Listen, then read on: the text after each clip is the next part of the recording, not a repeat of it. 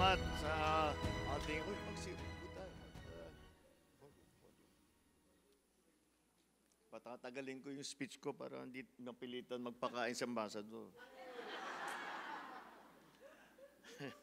Maraming salamat sa ating Secretary of Foreign Affairs, Secretary Tess Lazaro. Ipapakilala ko po sa inyo lahat ng mga iba't ibang kasama namin na mga kalihim ng iba't ibang departamento po ng ating pamahalaan. Andito po ang ating Trade and Industry Secretary, Secretary Maria Cristina Roque. Ang namumuno ng Department of Migrant Workers. Ito po ay ito yung pinakabagong departamento po ng pamahalaan.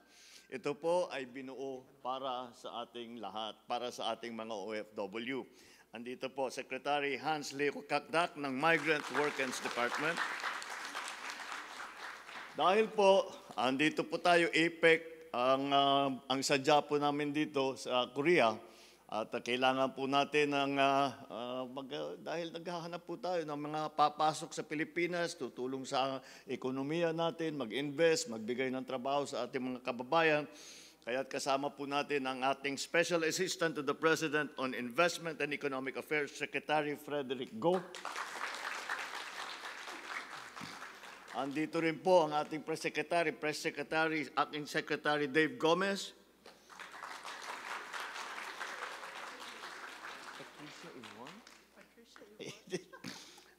Nagugulat lang po ako kasi itong susunod na ipapakilala ko sa inyo.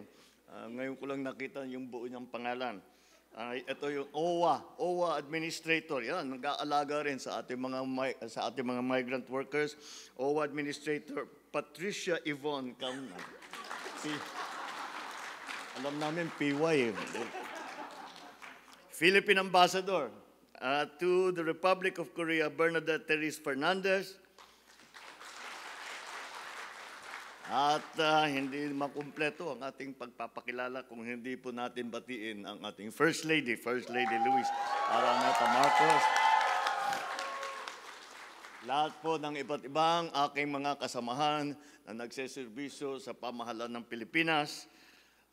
At ang pinakamahalaga na bisita natin dito, ang ating mga minamahal na kababayan dito sa Korea. Magandang gabi po sa inyo lahat. Kinalulugod ko pong makasama kayong lahat dito sa Busan ngayong gabi. Alam ko po na marami sa inyo ay galing pa sa iba't ibang parte ng Korea. Kasama ang inyong mga pamilya, mga bata, kapatid, mga magulang. Mayroon pa sa inyo naglakbay ng kalahating araw gamit ang shuttle bus mula sa Seoul. Ganun ba? Mukha naman di kayo masyadong napagod at masigla pa kayo. Meron pa raw nag-drive. Meron pa raw nag-drive galing sa Daeju at Ulsan. At iba pa naman, lumipad na galing sa Jeju Island. Ay, nakabisi. Sa pagkakaalam ko, maraming sumakay ng train to Busan. Kaya una sa lahat, maraming salamat sa oras at sa pagmamahal ninyo sa ating inang bayan. Dahil kahit naman malayo kayo, ramdam namin sa Pilipinas ang inyong suporta, ang inyong malasakit. Nandito ako ngayon sa Republic of Korea, dahil nga sa APEC Economic Leaders Meeting. Mapakahalaga po itong meeting na ito dahil hindi lamang ito para sa Pilipinas, kundi para sa buong Southeast Asia at ngayon yung ating itinatawag na Indo-Pacific region. Dito nagkakaisa mga bansa sa rehiyon para pag-usapan kung paano natin mapapalakas ang ating mga ekonomiya. Mas mapapabilis ang palitan ng produkto at serbisyo at masisiguro na ang bawat mamayan, lalo na ang ordinaryong Pilipino na may maliliit na negosyo sila ay kasama sa ating pag-uunlad. Para sa Pilipinas, malaking tulong ang APEC. Pinag-usapan sa APEC kung paano mapadali ang pagpapasok sa negosyo. Mas maraming negosyo, mas maraming trabaho. Mas maraming trabaho, mas maraming oportunidad at mas matibay na ekonomiya para sa ating mga pamilya. Mahalaga din ang APEC sa education and skills exchange. Dahil sa mga partnership sa ilalim ng APEC, mas maraming kabataan ay may access ngayon sa training at sa scholarship opportunity, lalo sa digital skills, science at technology. Alam niyo po, dahil sa bilis ng takbo ng progreso ng teknolohiya, lahat po ng ating mga manggagawa ay kailangan madalas mag-training dahil 6 na buwan, nagbago na yung teknolohiya.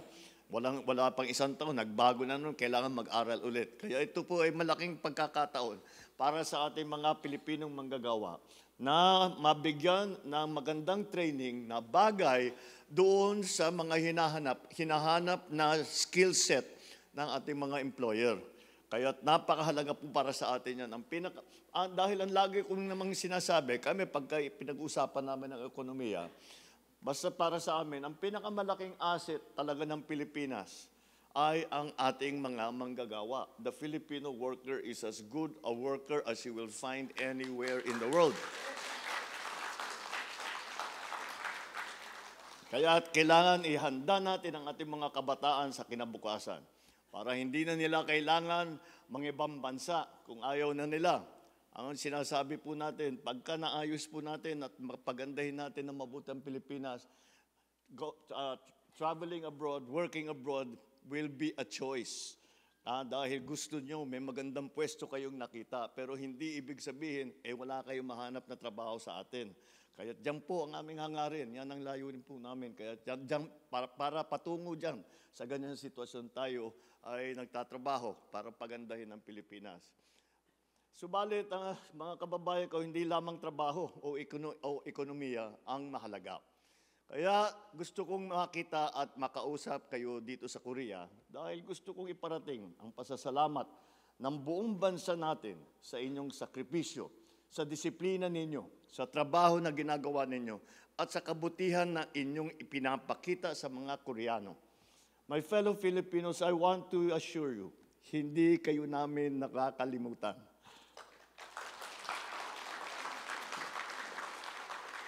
We work very hard to make sure that government services reach you all the way here in Korea or wherever you are. Tuloy-tuloy ang ating mga programa para sa OFW. Para kayo ay protektado at may suporta at may pagkakataon makabalik at magtagumpay din sa sarili nating bayan. At dahil sa inyong tulong sa ating bansa, akin pong ikinagagalak na ipaabot sa inyo na sa mga susunod na buwan, sisimulan na ng Department of Foreign Affairs ang karampatang mga preparasyon para sa pagbubukas ng ating konsulado dito sa Busan.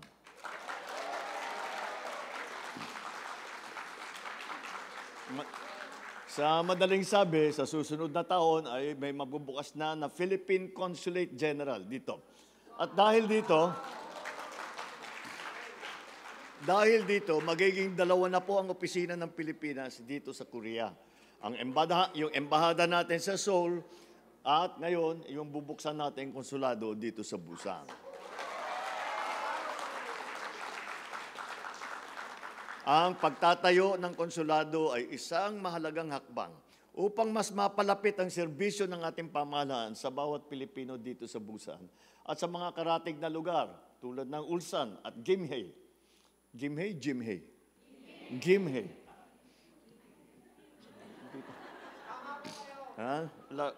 Hindi pa namin nakikita sa Batak yung ganun, kaya hindi ko alam ang pronunciation.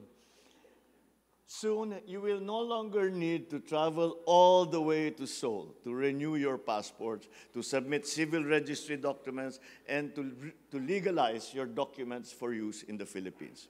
Isa pang magandang balita, ang pagbubukas ng SSS office natin dito sa Philippine Embassy sa Seoul. Mapapadali na po ang pag-aasikaso ng mga benepisyo at serbisyo mula sa SSS tulad ng membership, contributions, mga claim na hindi na kailangan umuwi pa sa Pilipinas. In the coming days, while participating in the APEC Economic Leaders Meeting in Gwangju, I will push for initiatives that directly impact the daily lives of our people. Support micro, small, and medium enterprises, yung ating tinatawag na MSMEs. Dahil po, halos sa 99% po ng negosyo, lalo na sa Pilipinas, ay MSME. Kaya't kailangan po nating alagaan ang mga nagpapatayo ng maliliit na negosyo. At para naman sila ay mapalago, hindi naman sila naiiwanan sa mga oportunidad na nandyan, basta't maipalaman natin sa kanila. We will include digital trade opportunities, food and energy security, create sustainable jobs for our workers both at home and abroad. These are not abstract goals na mga naintindihan lamang ng mga ekonomista, mga profesor. Ito ay mga praktikal na ating maaring gawin upang pagandahin ang ating ekonomiya, to make it more inclusive and to make it more resilient. Alam niyo po, isa sa pinakamalaking issue sa panahon ngayon, lalo na sa Pilipinas, ay yung climate change. At marami talaga, kasi sigurado ko nababalitaan ninyo, ay na madalas tayong daanan ngayon na malalakas na bagyo, ay nalindol pa tayo nung nakarang ilang linggo.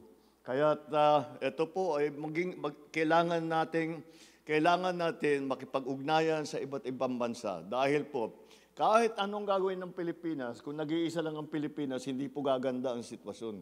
Kailangan po magsama-sama lahat. It is the first, I always describe climate change as the first truly global problem. And the reason I call it that is every single citizen of the world is affected by climate change.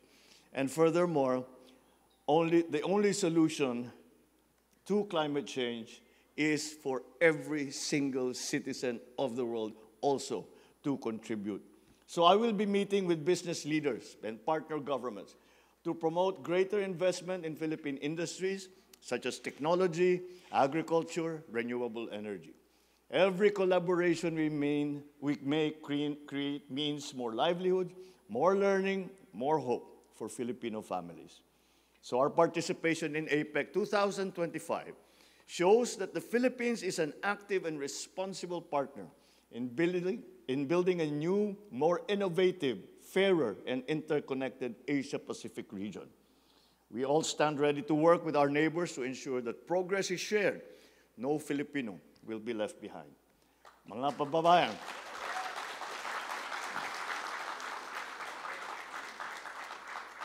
kababayan, kayo ang inspirasyon ng bawat Pilipino. Dahil sa sipag ninyo, sa tapang ninyo, sa pagmamahal ninyo sa pamilya at sa ating bayan, wala na po kayong katulad. Kaya mula sa puso ko, maraming salamat sa inyong lahat. Huwag po natin kalimutan, patuloy nating itaas ang bandera ng Pilipinas. Mabuhay ang Pilipinas! Mabuhay ang bawat Pilipino dito sa Republic of Korea.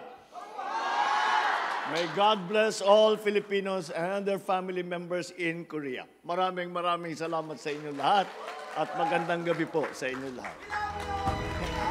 Muli, ang Pangulo ng Republika ng Pilipinas, Ferdinand R. Marcos Jr.